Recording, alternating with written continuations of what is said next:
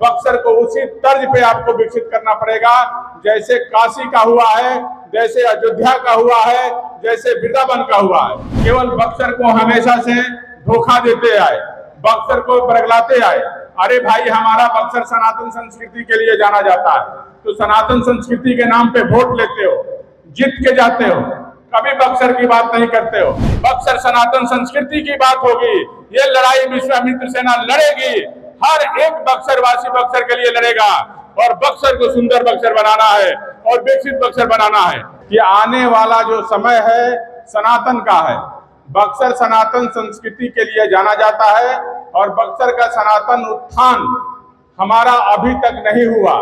जो बक्सर की पहचान है, जो बक्सर की लड़ाई है, बक्सर की लड़ाई विश्वामित्र सेना लड़ रही है और बक्सर का सनातन संस्कृति उत्थान के लिए हम लगातार प्रयास कर रहे हैं। विश्वामित्र सेना आज हमारा इस मुकाम पे पहुंच गया है कि बक्सर के जन जन तक और सनातन की बात लोग करने लगे हैं।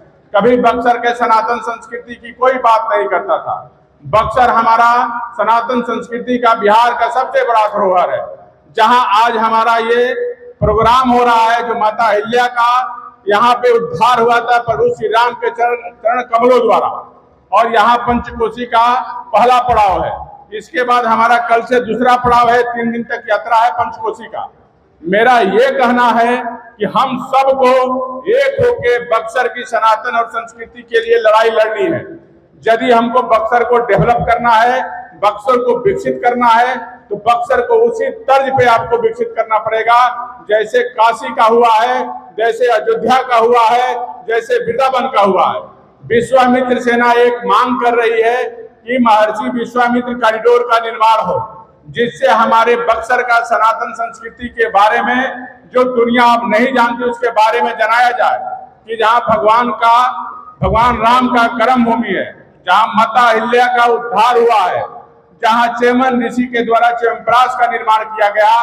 पूरी दुनिया में जो है च्यवनप्राश जो है आज बड़ी बड़ी कंपनी जो है आज अरबों रुपया कमा रही है और मुनाफे में है, लेकिन इस बक्सर और चौसा के बारे में कोई नहीं उसका सूझबूझ लेता है।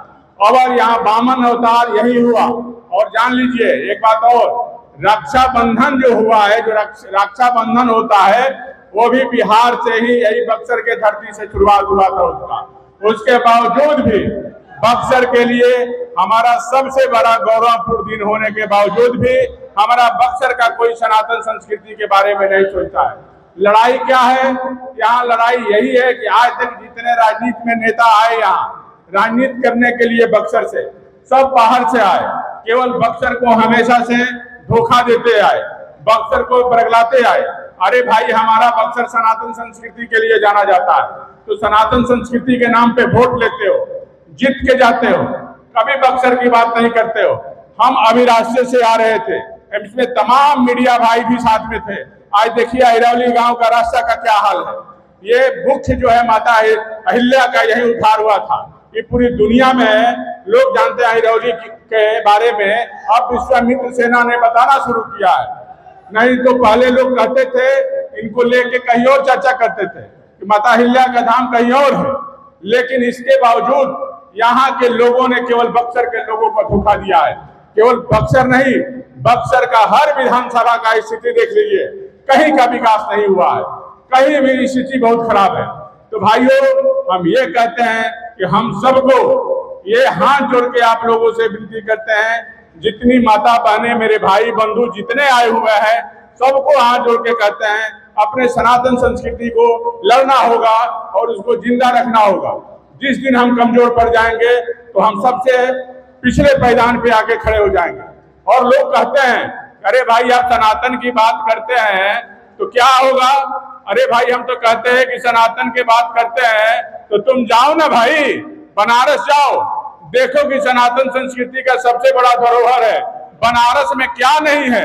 वहां पे कोई भी एक आदमी बेरोजगार नहीं है। बनारस में वहां सबसे बड़ा, आज वहां होटल से लेके चाय के दुकान वाले से लेके वहां तमाम लोग जो है आज सबको रोजगार मिला है और अपने परिवार और बाल बच्चे को खुशी से जीवन व्यतीत कर रहे हैं और अच्छे स्कूल में पढ़ा रहे हैं। दुनिया का सबसे बड़ा विश्वविद्यालय है, दुनिया का सबसे बड़ा हॉस्पिटल है, दिल्ली के मुकाबले में हॉस्पिटल है, वहां सुविधा क्या नहीं है। लेकिन वही धरती बक्सर भी है, मिनी काशी बोला जाता है इस बक्सर को, लेकिन इस बक्सर का कोई सूद लेने वाला नहीं है। आजादी के बाद से बक्सर का कभी कोई सूद लेने वाला नहीं है। अब लड़ाई जब विश्वामित्र मैदान में छेड़ दी है तो आप देखना तमाम नेता यहाँ आ गए हैं, सब सनातन की बात करने लगा। और आज उसका देन है कि विश्वामित्र सेना का ये आवाज है कि आज जो है पार्क का निर्माण हुआ और उसको फुसलाने का काम किया गया, लेकिन उससे कुछ नहीं होने वाला है। भाइयों, हम ये कहते हैं कि जो बक्सर का हक है, यदि वो बक्सर का हक नहीं मिला तो विश्वामित्र सेना चुप बैठने वाली नहीं है और यहाँ कोई भी आए उसको नेतृत्व करने नहीं देगी। यहाँ बक्सर की बात होगी, बक्सर सनातन संस्कृति की बात होगी। ये लड़ाई विश्वामित्र सेना लड़ेगी, हर एक बक्सर वासी बक्सर के लिए लड़ेगा और बक्सर को सुंदर बक्सर बनाना है और विकसित बक्सर बनाना है। ये हमारी लड़ाई है। कहने वाले कहते हैं अरे भाई, जब हमारा बक्सर डेवलप हो जाएगा, जब बक्सर में एयरपोर्ट बन जाएगा तो आप यहाँ सबसे बड़ा सुंदर नगरी मिनी काशी कहा जाता है बक्सर का, वो बन जाएगा। लेकिन कभी किसी ने कोई सुध नहीं लिया। कोई तो कहने वाले आए थे, कह रहे थे कि यहाँ इतनी बड़ी भगवान राम की प्रतिमा बनाएंगे और तीर धनुष मारेंगे और तड़का लटकी हुई मिलेगी और कितने फुट का मंदिर बनाएंगे। क्या हुआ जी बक्सर का? क्या हुआ बक्सर का? बोलने वाले कहने वाले बहुत आए। अब बक्सर उसका जवाब देने के लिए तैयार हो गया है। मैं अपील करता हूं अपने बक्सर वासी के एक एक जनता से, आप जात से उठिए और अपने बक्सर के लिए लड़िए। और मैं हक की बात करता हूं, आपकी हक की बात करता हूं, आपके आने वाले बच्चों के भविष्य के लिए लड़ता हूं। हम केवल बक्सर के लिए भी लड़ रहे हैं और एक एक बक्सर वासी को जगा भी रहे हैं कि आप जगिए ऐसे लोगों से जो उसने बक्सर को लूटने का काम किया है, जिसने बक्सर को बर्बाद करने का काम किया है, जिसके बक्सर के गरीब बच्चों को बाहर भेजने का काम किया है। ऐसे लोगों को अब हम लोगों को छोड़ना नहीं है। तो विश्वामित्र सेना हमेशा बक्सर की हक की बात करेगी, बक्सर की सनातन की बात करेगी, एक एक व्यक्ति की बात करेगी और सबके लिए लड़ेगी।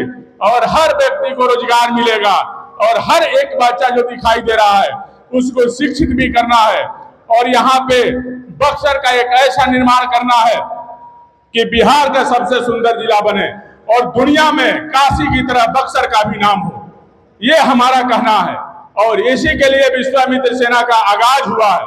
मेरा कहना मतलब बस यही है कि हमारे बहुत वरिष्ठ लोग आए हुए हैं, जैसे हमारे विद्यासागर जी हैं, ये लोग भी आए हुए हैं, कपिल मुनि जी हैं जो सनातन संस्कृति के सबसे बड़ा धरोहर है। और हमने ये कहने के प्रयास करते हैं हमेशा कि एक एक व्यक्ति जो है हमेशा एक सनातन की बात करता है तो समझिए कि वो आपका डेवलप की बात करता है। यदि वो पूजा और आचमन भी करता है तो आपका सनातन संस्कृति की ताकत को बढ़ाता है। यदि आचमन करके कहता है कि उसको लीजिए तो उससे आपके अंदर का शुद्धिकरण होता है। ये ताकत है सनातन का। और सनातन हमेशा विश्वास की बात करता है, सनातन हमेशा धर्म को आगे बढ़ाने की बात करता है, सद्भावना की बात करता है और विकसित करने की बात करता है। सनातन केवल मानव की बात करता है। और सूक्ष्म रूप में जाइए तो सनातन वो जो जीव आत्मा जो हर आदमी के अंदर होती है उसको प्रकाशित करने का बात करता है, उसको डेवलप करने की बात करता है और कहता है कि उसको जागृत करो, उस चक्षु से देखो कि क्या है सनातन। हर महात्मा बड़े संत जब तपस्या करते हैं तो उनको वो ज्ञान प्राप्त हो जाता है जो दुनिया में फिर वो लौट के सामाजिक क्षेत्र में नहीं आते हैं। लेकिन हमको सामाजिक क्षेत्र में रहना है, ये भी एक बड़ा पुण्य का काम है। सनातन संस्कृति का धरोहर ये संत महात्माओं की वजह से बची हुई है कलयुग में और इनको प्रणाम करना चाहिए, इनको सम्मान करना चाहिए और सनातन संस्कृति के लिए हमेशा आगे बढ़ना है। और एक और भी आग्रह करते हैं कि कभी भी सनातन की बुराई न करे, कभी भी अपने धर्म की बुराई ना करे और किसी की कोई हमारे धर्म के बारे में बात करता है तो उसका मुंह तोड़ जवाब दीजिए। इसके लिए आपको लड़ना होगा, ना तो आने वाला समय में आप जाति में टूटते जाएगा और इसका फायदा कोई और उठा के ले जाएगा और आने वाला समय में आप कमजोर हो जाइएगा। ये 100% लिख लीजिए। सब लोग कमजोर हो जाएंगे और वो दिन दूर नहीं होगा यदि हम लोग एक नहीं हुए। हम लोग सनातनी हैं और हमेशा सनातन ही रहेंगे और टूटेंगे नहीं और एकजुट रहेंगे। इसलिए हम सबसे आग्रह करते हैं कि सब लोग एक हों और सनातन के लड़िए, विश्वामित्र सेना से जुड़िए। सबको प्रणाम करते हैं। जय श्री राम। इसी के साथ हम अपने वाणी को विराम करते हैं। माता अहिल्या के धाम को प्रणाम करते हैं, विश्वामित्र की तपोभूमि को प्रणाम करते हैं, भगवान राम के कर्म भूमि को प्रणाम करते हैं, वामन अवतार की धरती को प्रणाम करते हैं, चैवन ऋषि की भी धरती को प्रणाम करते हैं। ये हमारा, इसके साथ हम अपने वाणी का विराम करते हैं। जय श्री राम। वंदे भारत माता की, भारत माता की जय श्री राम। पैनोरमा ग्रुप, जो सोचता है वो करता है। आपके अपने सपनों का आशियाना। ये लो, मुंह मीठा करो। आज मैंने अपना जॉब छोड़ दिया। अब हम पूर्णिया वापस जाएंगे। जॉब छोड़ दिया है? मतलब ये घर कैसे चलेगा? हम करेंगे क्या? और माँ बाबूजी क्या बोलेंगे? इसलिए मैं एक और मिठाई का डब्बा लाया। अपने बिजनेस के लिए लोन अप्रूव हो गया। अरे लोन अप्रूव हो गया वो तो ठीक है, लेकिन पूर्णिया में हम रहेंगे कहाँ? अपना घर भी तो नहीं है वहां।